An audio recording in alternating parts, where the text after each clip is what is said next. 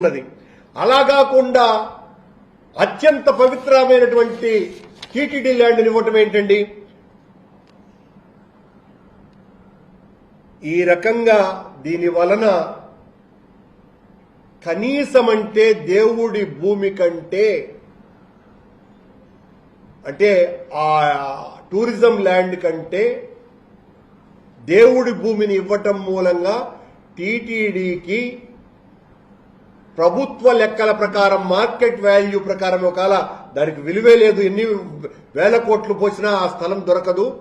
అలా లెక్కలు వేసినా దాదాపు 1000 కోట్ల రూపాయల నష్టం టీటీడీకి వాటిల్లుతున్నది. 1000 కోట్ల రూపాయల నష్టం బిఆర్ నాయుడు గారు, చంద్రబాబు నాయుడు గారుల వలన టీటీడీకి నష్టం వస్తున్నది. ఇంతకంటే దారుణం మరొకటి లేదు.